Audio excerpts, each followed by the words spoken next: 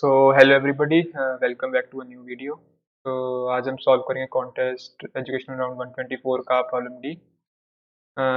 तो if you guys don't know about me, hello, my name is Sahil and I have been a candidate master on code forces.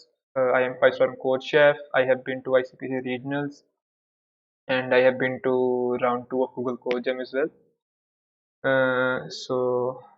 Let's start with the problem. तो हमें दिया है you are given n distinct points on a plane. The coordinates of the ith point are xi and yi. For each point, find the nearest point with integer coordinates that is not among the given endpoints. There are multiple such points. You can choose any of them. The Manhattan distance की definition दी हुई है इसके बाद. So what we are given is we are given a graph with some points, right? और हमें हर एक point के लिए उसका क्लोजेस्ट पॉइंट ढूंढना है मैनहट्टन डिस्टेंस में, जो कि एंड पॉइंट्स में नहीं है. Let's say for this is this, let's for this is this. Like मैं रैंडम बना रहा हूँ, राइट. तो हमें हर पॉइंट के लिए उसका एक काउंटर पॉइंट ढूंढना है जो कि इन एन पॉइंट्स में से ना हो और इन दोनों पॉइंट्स का मैनहट्टन डिस्टेंस मिनिमम हो फॉर दिस पॉइंट.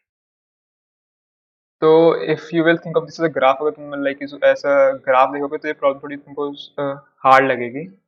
तो इसको थोड़ा इजी करने के लिए we should think of this as a grid. तो हम पहले ग्रिड बना लेते हैं, right. Sort of this sort of grid,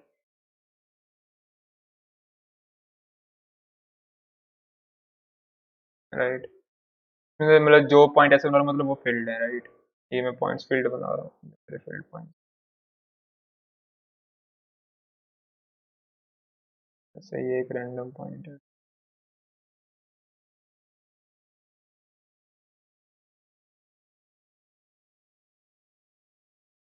let's say हमारे पास ऐसा ऐसा कुछ स्ट्रक्चर है हमारे पास, राइट. बता देता हूँ, राइट. तो इसमें एक पॉइंट ऑब्जर्वेशन ये है कि जो हमारे बॉर्डर पॉइंट्स हैं, and with border points I mean मतलब जो पॉइंट्स एम्प्टी सेल से टच कर रहे हैं, this is a border point क्योंकि इसके आसपास एम्प्टी सेल्स हैं. तो जो बॉर्डर है, इसके पास भी एम्प्टी सेल्स हैं, इसके पास भी एम्प्टी सेल्स हैं, तो ये बॉर्डर पॉइंट्स हो गए. ये भी बॉर्डर पॉइंट है क्योंकि यहाँ पे एम्प्टी सेल्स हैं. तो जो हमारे बॉर्डर पॉइंट्स हैं उनके लिए आंसर हमेशा उनका एक एडजेसेंट एलिमेंट एडजेसेंट पॉइंट होगा, क्योंकि ये बॉर्डर पॉइंट है तो इसका इससे एक पॉइंट दूर है 1 मिनट डिस्टेंस पे, ये वाला. इसका आंसर ये हो गया. इस वाले का ये हो गया, इस वाले का ये हो गया. सो फॉर एवरी बॉर्डर पॉइंट जो आंसर है वो उसका एक एडजेसेंट पॉइंट है, राइट. तो ये वाले के लिए ये हो गया, राइट. तो हर बॉर्डर पॉइंट का आंसर उसका एक एडजेसेंट पॉइंट है. तो मतलब जो बॉर्डर पॉइंट्स है उनके लिए अब आंसर हमको मालूम है. तो this is a good base case, right. तो हमारा बेस केस क्या हो सकता है? Border points. Base case is our border points, right. And उसके बाद सेकंड ऑब्जर्वेशन क्या है कि जो हमारा लेट्स से जो बॉर्डर पॉइंट नहीं हुई, देखो ये जो हमारा ये पॉइंट है ये बॉर्डर पॉइंट नहीं है. तो इसके लिए हम क्या कर सकते हैं? इसके लिए हम चेक कर सकते हैं इसके चारों आसपास के एलिमेंट्स, राइट. क्योंकि जो एलिमेंट इसके नियरेस्ट है वो इनमें से भी किसी न किसी के नियरेस्ट तो होगा ही, राइट. क्योंकि जो एलिमेंट लेट्स से इसके x डिस्टेंस पे है, point that is Manhattan distance x from this, तो इन दोनों का सम x है, राइट. तो ये इसका कोई ना कोई नेबरिंग एलिमेंट तो होगा ही जिसका इस पॉइंट से डिस्टेंस x-1 होगा, राइट. इस केस में वो ये वाला एलिमेंट है. और अगर बाय चांस लेट्स से इसका डिस्टेंस इस पॉइंट से इसका डिस्टेंस इस पॉइंट से y है, तो इस जो इसका ये वाला नेबरिंग एलिमेंट है इसका डिस्टेंस इस एलिमेंट से y-1 होगा, राइट. तो using this logic we can say कि जो इस एलिमेंट का शॉर्टेस्ट एलिमेंट है, राइट. लेट्स से इसका डिस्टेंस लेट्स से इसका शॉर्टेस्ट डिस्टेंस किसी एलिमेंट से d है, तो जो इसका कोई ना कोई नेबरिंग एलिमेंट होगा उसका डिस्टेंस इस एलिमेंट से d-1 होगा। तो मैं कह सकता हूँ कि अगर मेरे को इसके चारों एलिमेंट्स का आंसर पता है, अगर मेरे को इसके चारों एलिमेंट्स का आंसर पता है, तो आंसर उनमें से मिनिमम वाला होगा, जिसका मैनहट्टन डिस्टेंस इससे मिनिमम होगा। और मिनिमम डिस्टेंस निकालने के लिए ग्रिड में एक बहुत ही like it's a very known algorithm, like we can use BFS. तो हम इस पे बीएफएस यूज कर सकते हैं। तो मैंने इसमें बीएफएस कैसे यूज करा, मैंने पहले सारे नेबरिंग एलिमेंट उठाए, सॉरी मैंने पहले सारे बॉर्डर एलिमेंट उठाए, और मैंने सारे बॉर्डर बॉर्डर एलिमेंट्स का जो एडजेसेंट एलिमेंट है उनको मैंने मार्क कर दिया स्टार्टिंग पॉइंट। तो मैंने इसको मार्क कर दिया, ये मेरा बॉर्डर एलिमेंट है, तो इसके ये वाला हो गया स्टार्टिंग पॉइंट। ये भी बॉर्डर है इसका नेबरिंग एलिमेंट स्टार्टिंग पॉइंट, ये भी स्टार्टिंग पॉइंट, ये भी स्टार्टिंग, ये भी स्टार्टिंग, ये भी स्टार्टिंग, ये भी स्टार्टिंग, ये भी स्टार्टिंग, ये भी स्टार्टिंग, ये भी स्टार्टिंग, ये भी स्टार्टिंग, और ये भी स्टार्टिंग, ये भी स्टार्टिंग। बट देन डिट इज उसका मैंने स्टार्ट किया बीएफएस। तो स्टार्टिंग एलिमेंट से मैंने सब स्टार्टिंग एलिमेंट्स को पहले मतलब this is multi source BFS kind of. तो मैंने सब पहले स्टार्टिंग पॉइंट्स को क्यू में डाल लिया, एंड देन मैंने चेक करा कि अगर मैं स्टार्टिंग पॉइंट से एम्प्टी सेल में जा रहा हूँ तो इसका कोई पॉइंट नहीं है, राइट। क्योंकि अगर मैं स्टार्टिंग से एम्प्टी में जा रहा हूँ तो ये मैं अपना डिस्टेंस पॉइंट से इंक्रीज कर रहा हूँ, so this transition is useless. So I will always grow from a starting point to a filled cell. तो यहाँ पे मेरा डिस्टेंस था 0, पर मेरे को डिस्टेंस चाहिए नहीं, because they are asking me to give me points.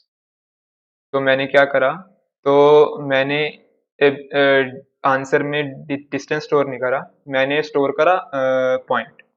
सो मैंने इनिशियलाइज कर दिया कि answer of my starting point is my starting point, क्योंकि इसका आंसर तो यही है, बिकॉज द शॉर्टेस्ट मैनहट्टन जो पॉइंट ऑक्यूपाइड नहीं है इस पॉइंट से, ये पॉइंट खुद ही है। So for every starting point the answer is point itself. उसके बाद मैंने मल्टी सोर्स पीफएस स्टार्ट कर दिया। So when I went to this element, मैंने मार्क कर दिया इस एलिमेंट का आंसर इसका पेरेंट का आंसर है, right. So I go from a starting point, I go to the neighbouring field points, and मैं जब यहाँ पे आया तो मैंने मार्क करा इसका answer of let's say this point is x, this point is y, then answer of x is equal to answer of parent of x, मतलब जहां से x पे मैं आया हूँ, right. So this is basically BFS that I did. So पहले starting points को multisource BFS में डाल लो, then run a BFS, and just for every point go on marking the answer of this point should be the answer of its parent. So this was the logic for the question. अब थोड़ी मेरी implementation देख लेते हैं. So if you go to my implementation, यहाँ पे मैंने answer XY बनाया है, ये लाइक्स मैं इनिशियलाइज कर लिया मेरी आंसर। दिस इज विजिटेड, ये मैंने चेक करा है कि मेरा पॉइंट क्यू में ऑलरेडी है कि नहीं फॉर BFS, और ये मैंने यहाँ पे मैंने बॉर्डर पॉइंट्स निकाल लिए हैं। तो मैंने चेक करा कि अगर मेरा पॉइंट मेरे को नहीं मिला इनपुट में और ये विजिटेड भी नहीं है, तो ये मेरा एक स्टार्टिंग पॉइंट है। तो मैंने स्टार्टिंग पॉइंट को मार्क कर दिया कि ये मेरा स्टार्टिंग पॉइंट है, और जो स्टार्टिंग पॉइंट का आंसर है वो स्टार्टिंग पॉइंट खुद ही है, राइट। तो answer of the starting point is the starting point itself. तो मैंने हर पॉइंट के चारों ओर चेक कर लिया, because right left up down, तो मैंने स्टार्टिंग पॉइंट्स ढूंढ लिया हर पॉइंट के, और फिर उनका आंसर मार्क कर दिया, और मैंने साथ ही उनको BFS में डाल दिया, दिस इज माई BFS। तो मैंने मतलब मल्टीसोर्स BFS के लिए उनको सेटअप कर दिया, then I ran my BFS, right. तो जब तक मेरी मतलब ये तो नॉर्मल BFS एल्गोरिथम है, जब तक मेरी BFS क्यू एम्प्टी नहीं होती, I pop the top element, right. मैंने टॉप एलिमेंट पॉप किया और उसके चारों नेबरिंग चेक कर लिए। नेबरिंग में चेक करा कि जो उसका नेबरिंग एलिमेंट है it should be one of the end points, right.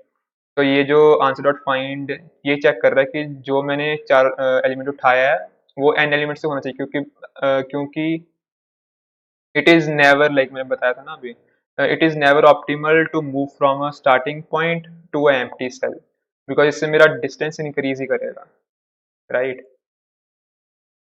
मैं चेक कर लिया it is one of the and points, और ये वाला पॉइंट पहले मतलब मैंने विजिट नहीं कराया है, तो ये मेरे को बीएफ में पहले दिखा नहीं है, ये मेरे को बीएफ में पहले नहीं दिखा, तो मैंने इसको BFS क्यू में ऐड कर दिया। I mark this is visited, और जो इसका आंसर है, जो इसका पेरेंट कर था, तो इस पॉइंट का आंसर इज आंसर ऑफ इस parent, that is answer of correct.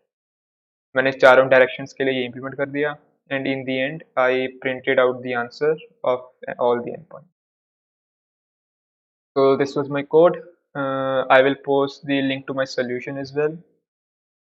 You can optimize this further अगर आपको मतलब visited को change करना है. You can keep index array sort of like you can improve the time limit of this, right? So here is my submission that I did right now.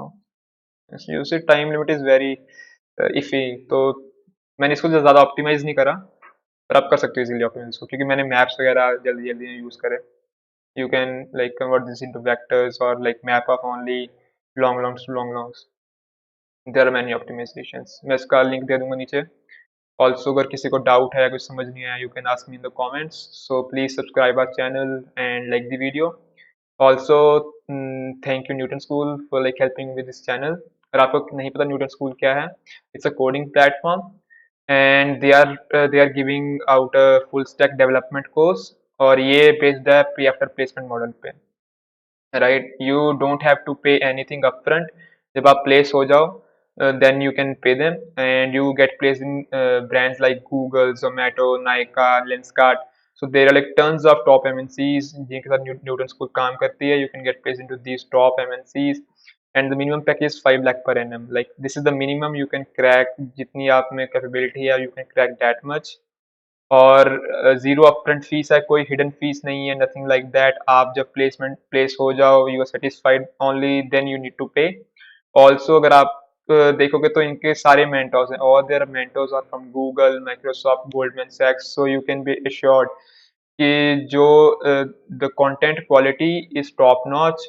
It's like on par with anything out there. ये 6 months long course है. They will teach you from very basic stuff. You just need to go to the Newton School website, sign up for their this full stack development pay after placement course, and आपका बस एक aptitude test होगा. Then you will get like enrolled into the program and you can like start preparing for your dream job. So thank you Newton School, and I hope you guys like the video. So thank you and bye bye guys.